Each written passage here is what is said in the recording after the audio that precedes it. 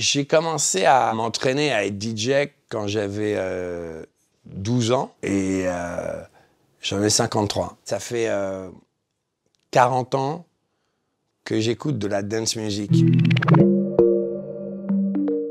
Je viens pas du tout d'une famille musicale, mais par contre, quand j'avais 12 ans, c'était le début des radios FM. Et j'écoutais des mecs qui jouaient une musique de fou. J'essayais de comprendre comment ils faisaient pour enchaîner les disques, ils faisaient des remixes, tout ça, ils parlaient de ça à l'antenne. J'ai été attiré par le DJing parce que j'entendais des DJ sur des radios pirates qui mixaient de la funk. Et c'est comme ça que j'ai découvert le funk, et par la suite le hip-hop, et par la suite la house.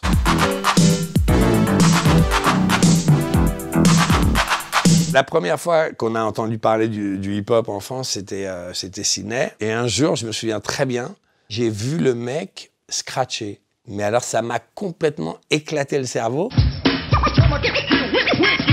Et en fait, à l'époque, la mode, c'était les DJ qui parlaient au micro.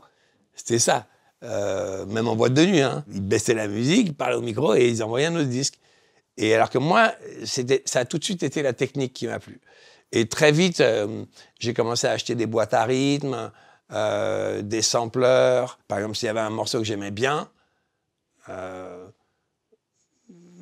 souvent dans le morceau, il y avait une partie qui était super, qui était rythmique. Et puis, il y avait toute une partie qui était chiante. Et en fait, j'aimais pas trop beaucoup de chansons, tout ça. Donc en fait, soit j'achetais les disques en double, et puis je faisais durer plus longtemps les parties rythmiques, soit moi-même, je commençais déjà, à l'époque c'était le magnéto à bande. Il faut imaginer 2 bandes comme ça, et ça tourne comme ça, ok? Et t'as la bande magnétique qui fait ça. Donc moi, je coupais la bande magnétique, je mettais un verre, la bande magnétique tournait comme ça autour du verre. Et ça, en fait, ça me permettait de faire une boucle, comme on fait avec un sampler. Mais c'était mécanique, quoi. Donc, il fallait être un peu inventif à l'époque. Moi, j'ai commencé en tant que DJ. C'est-à-dire qu'aujourd'hui, c'est considéré presque automatique qu'un DJ connu, ce soit un DJ qui produit de la musique. À l'époque, c'était pas comme ça. D'abord, il n'y avait pas de DJ connu, ça c'est la première chose. Et moi, avant tout, c'était à l'époque l'art du mix. Aujourd'hui, honnêtement, ça ne demande pas non plus beaucoup de capacité technique de mixer parce que y a les moyens techniques qui existent depuis. Ça a facilité énormément. Mais à l'époque, quand il fallait mixer du funk, c'est des mecs qui jouaient à la batterie, donc qui n'étaient pas réguliers. Donc il fallait avoir quand même une bonne oreille. C'était un autre métier. Aujourd'hui, on fait de l'entertainment. Aujourd'hui, on fait un show de 90 minutes dans un festival. Moi, je faisais 8-9 heures de mix par jour, tous les jours. J'avais un jour de repos par semaine. Donc, c'est un autre métier. Moi, j'étais très fier, et je suis toujours très fier d'avoir passé toutes ces années à être un vrai DJ, à éduquer les gens, à amener les gens dans une musique qu'ils ne connaissent pas. C'est-à-dire que j'ai commencé à jouer de la house en 88, ça n'existait pas. Donc, moi, j'ai entendu ça à Londres. J'allais dans toutes les boîtes, je donnais des flyers secrètement en expliquant ce que c'est. Il y a une nouvelle musique, il faut que vous découvriez ce que c'est. Ça va vous retourner le cerveau, c'est la révolution, ça va changer le monde. Et vraiment, j'y croyais. J'avais raison en plus. Mais tu vois, c'était vraiment un genre qui était en croisade pour une cause. C'était un mouvement. La house music est née dans les clubs gays. Et en plus dans les clubs gays noirs à Chicago. Toute cette musique part de l'idée de l'unité, de la liberté. Cette période, c'était une période où on disait, en fait, on s'en fout de la section VIP. Parce qu'avant ça, il y avait les boîtes, ce qui comptait, c'était le mec qui achetait le plus de bouteilles de champagne. Et tout d'un coup, en fait, plus personne n'avait rien à foutre de celui qui achetait les bouteilles de champagne. Tout le monde regardait le DJ qui était sur scène. C'était complètement révolutionnaire. Et que les gens viennent dans un club pour écouter la musique et pas juste pour draguer ou pour frimer. Et que tu puisses avoir aussi bien des riches, des pauvres, des noirs, des blancs, des gays, des hétéros qui étaient mélangés. C'était un truc fou. C'est pas juste un métier, c'était pas juste ouais, je mets des disques. Tu te bats pour un truc et c'était dur parce que les patrons de boîte voulaient pas qu'on mette cette musique, parce que la police avait peur de cette musique, parce que c'était très associé à l'ecstasy, donc à la drogue, etc. Il a fallu se battre pour arriver à ce que cette musique soit reconnue. Donc c'est une période où je faisais pas de musique, mais où j'étais actif. Et en fait, comme on me laissait pas jouer la musique que je voulais quand j'étais employé de boîte de nuit, ben, j'ai commencé à organiser mes propres soirées. Et c'est comme ça que je suis devenu organisateur de soirées. Puis comme mes soirées ont du succès, je me suis retrouvé carrément à diriger des clubs. Et comme les clubs que je dirigeais ont eu du succès, je me suis retrouvé carrément à un moment à être propriétaire de boîte de nuit. J'ai ouvert le Queen en tant que directeur artistique et je suis arrivé avec un nouveau concept qui était d'inviter des DJ. Donc aujourd'hui, ça me paraît complètement banal, mais à l'époque, ça ne l'était pas du tout. Donc tous les vendredis, je faisais venir des DJ de l'étranger qui étaient les pionniers de la house music, comme Frankie Knuckles, David Morales, DJ Pierre, Danny Tenaglia, tous ces gens qui ont créé cette musique. Et je faisais ça, d'une part, pour partager ma passion avec les gens, et puis aussi, moi, ça me permettait d'apprendre un peu. Et puis, de temps en temps, il y avait tous les gens de la scène qui venaient, parce qu'il y avait d'autres curieux qui étaient des jeunes. Et j'en ai parlé plus tard avec eux. Entre autres, il y avait les Daft Punk qui venaient avant d'être les Daft Punk, quoi. Et puis, j'avais aussi un de mes clients qui était Pedro Winter. Le premier club dont je me suis occupé, c'était le Folie Pigalle. Et Pedro, il venait tout le temps. Et à l'époque, c'était les Club Kids. J'avais que des mecs avec des looks de malades. C'était pas du tout la sélection sur l'argent. Je voulais que des gens créatifs, lookés. Donc c'était un mélange vachement éclectique. Il y avait une énergie créative là-dedans qui était dingue. Et c'était en fait, j'avais repris un cabaret de striptease de Pigalle et j'en avais fait un club un peu décalé comme ça. Et puis quand je reprends le Palace, moi je jouais sur le grand dance floor. Et puis je dis à Pedro, écoute, il y a cette petite pièce, je trouve qu'on devrait faire un truc un peu pointu. Et Pedro me dit, ok, super.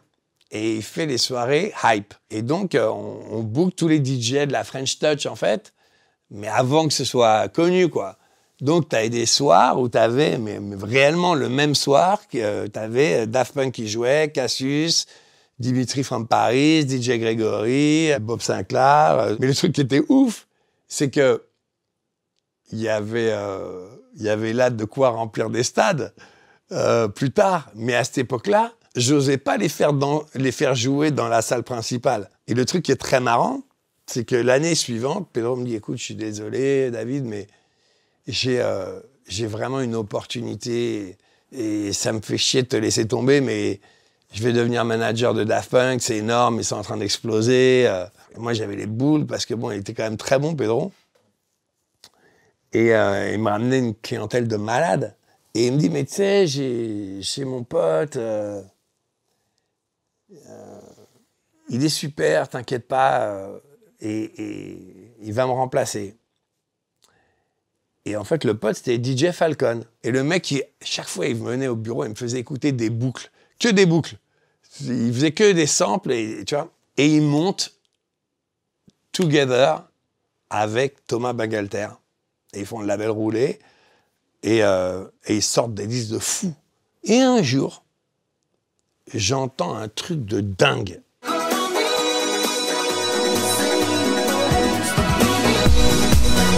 Et je vais le voir, je dis, non mais c'est monstrueux, c'est quoi ce truc?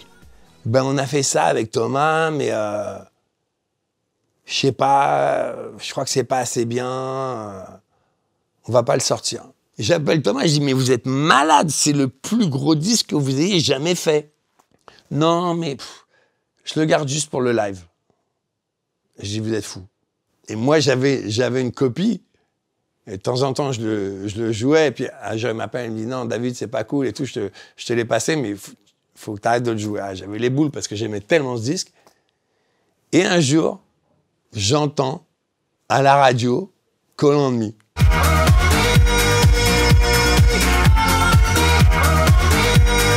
Et en fait, c'était Eric Prydz qui avait repris le même sample et qui avait fait le morceau en question. Et je me rappelle très bien, à l'époque, on roulait tous en scooter. Je suis sur mon scooter et au feu rouge, je vois à côté de moi Thomas Bangalter et Falcon. Et je dis, les mecs, vous êtes au courant que vous êtes numéro 1 en Angleterre, là, quand même? Il me dit, quoi? Je dis, bah ouais, Call on Me, c'est numéro 1 en Angleterre. Je vous l'avais dit, quand même, merde. Et ils l'ont jamais sorti. Ils ont dit, c'est pas grave. Tout ça, c'est arrivé grâce à la musique, en partant de mon métier de DJ.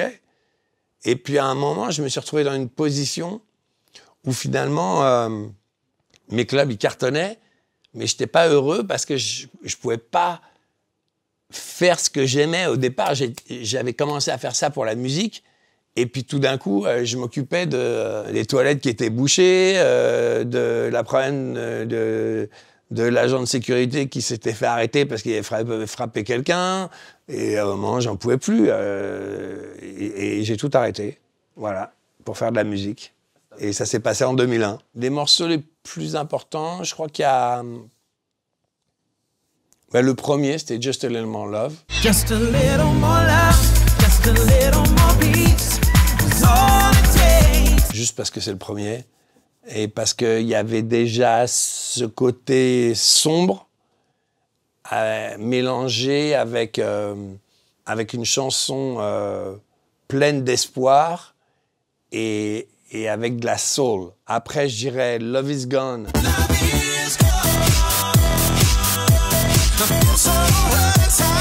will.i.am m'a appelé pour me demander d'utiliser les mêmes sons pour faire ce qui allait devenir I Got a Feeling, qui a été un des plus gros tubes de l'histoire de la musique. That tonight's gonna be a good, good night, a feeling. Sexy Beach, qui a été un morceau qui a influencé, qui a changé la pop musique dans le monde à un moment, aux États-Unis en particulier. Memories, parce que c'était l'hymne de la jeunesse. D'ailleurs, c'est un truc de fou, parce que Memories, c'est en train de cartonner sur TikTok. C'est-à-dire, 10 ans plus tard, je recommence à streamer autant que si j'avais un... Mais c'est fou, le disque, il a une nouvelle vie, quoi.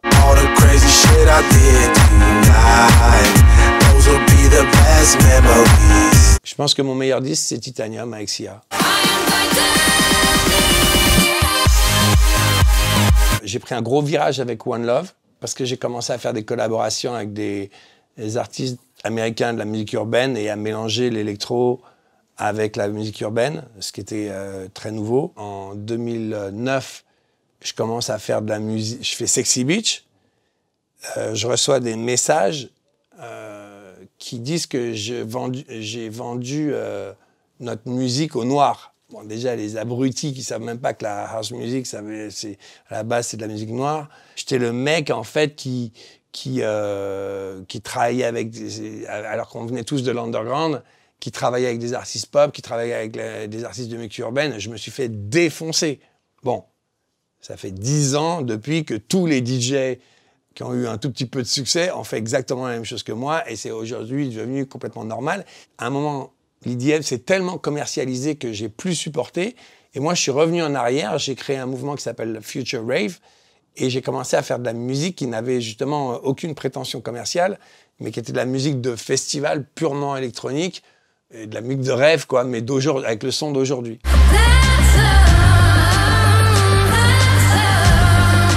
La musique que je fais depuis 1 an, pour moi, elle est aussi importante que ce que j'ai fait il y a 10 ans parce qu'elle a un impact culturel, que ce soit un gros succès commercial ou pas. Donc, il y a 10 ans, j'ai fait tous les tubes de la Terre.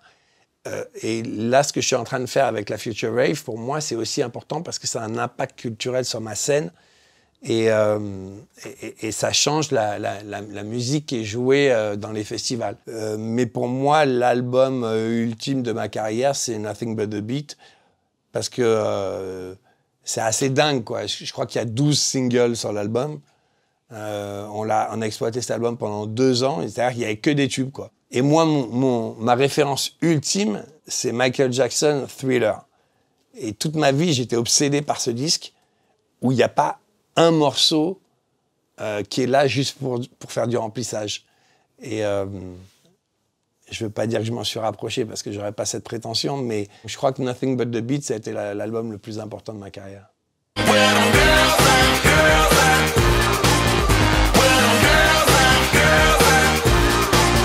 Moi, j'ai toujours eu une grosse hygiène de vie.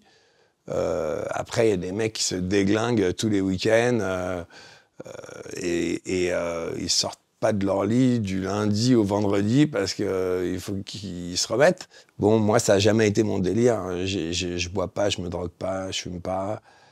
Voilà, une fois de temps en temps, je prends un verre si j'ai envie de faire la fête. En plus, ça coûte pas cher. Hein. Moi, c'est une vodka tonique et je suis fracassé. Donc, je suis un cheap date. Mais bon, oui, c'est vrai que moi, je fais super attention. Je mange sainement. J'essaie de respecter mon corps. Moi, mon travail, c'est pas le moment où je suis sur scène. Moi, quand je suis sur scène, je viens m'éclater avec les gens. Donc, de la même manière que eux, ils décompressent, moi, je décompresse.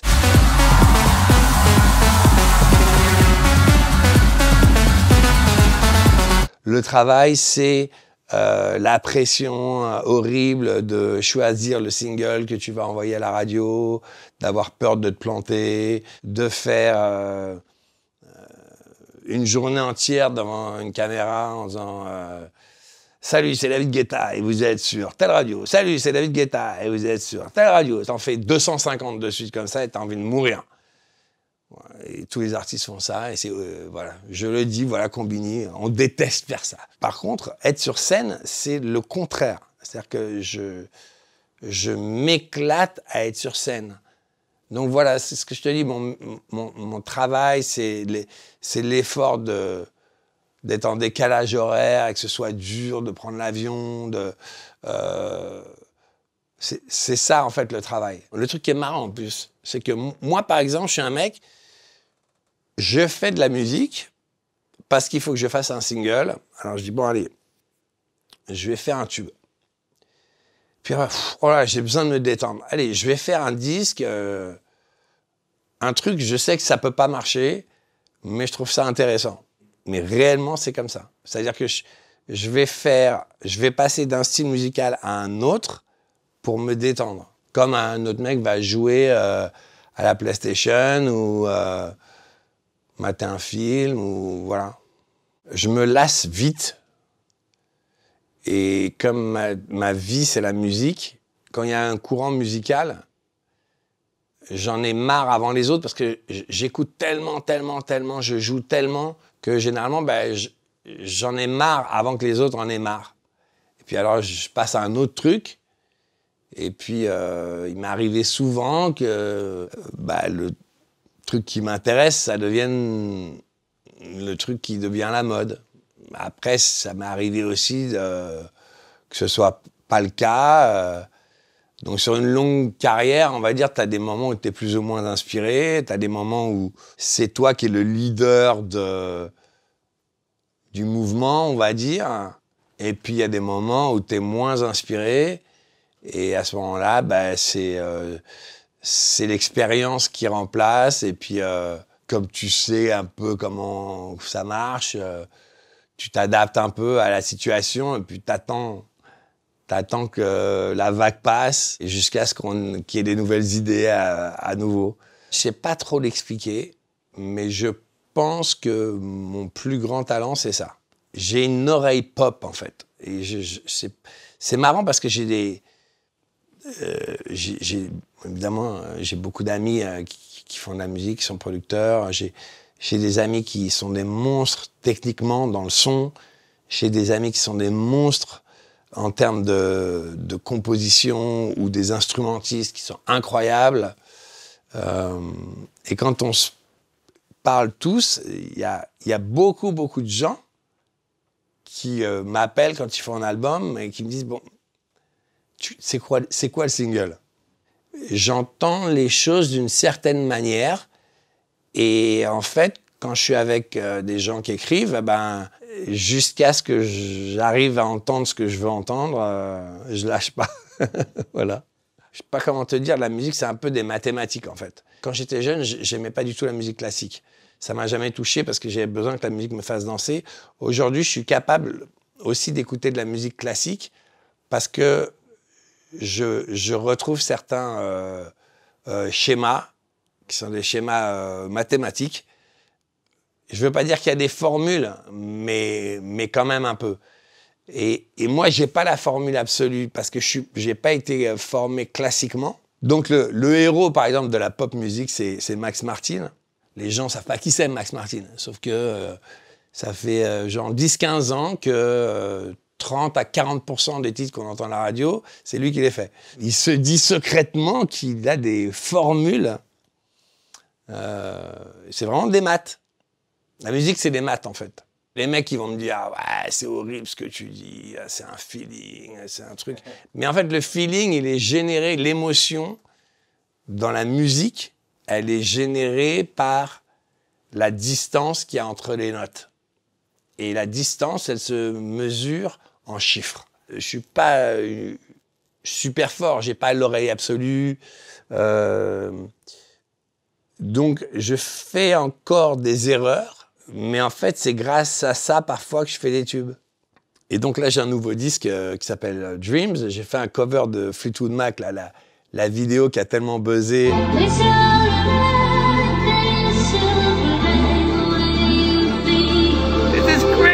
J'ai mon associé qui, lui, premier du conservatoire, c'est un des meilleurs pianistes que je connais. Je joue la mélodie au piano, je compose le morceau en La, et donc je fais écouter à mon copain, il me dit « Mais tu sais que en fait, le morceau n'était pas du tout en La. » Mais ce que j'ai fait, c'est quand même juste, parce qu'à l'oreille, c'est bien, et justement, il y a une émotion qui est très particulière que quelqu'un qui aurait été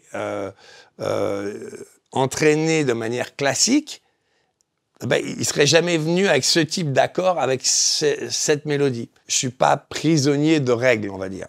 J'ai zéro pression parce que même quand je sors des disques, en fait, y a plein de collègues qui me disent « Mais pourquoi tu fais ça? Ça ne sert à rien, il n'y a pas de marché en ce moment. » La logique, on va dire, commerciale, c'est de ne pas sortir de disques.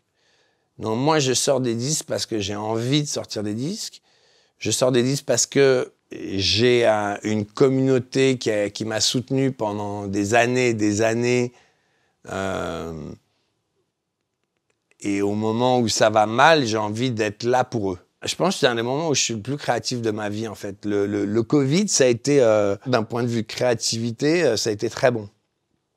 Parce que tout simplement, je me suis rendu compte à quel point le jet lag, c'était néfaste pour ma santé et pour ma créativité, que d'avoir une certaine routine de vie, de me lever tous les jours, dans le même lit, à la même heure, d'aller faire de la musique de manière régulière chaque jour. Ça me permet de, je sais pas comment dire, de pas avoir d'obligation de résultat et de faire de la musique pour m'amuser, comme je le faisais quand j'avais 17 ans. Les gens croient que je fais que des tubes, mais j'ai un disque dur rempli de merde. C'est ça, en fait. Le secret, c'est pas d'être très très bon en musique. Le secret, c'est juste de pas sortir les mauvais disques.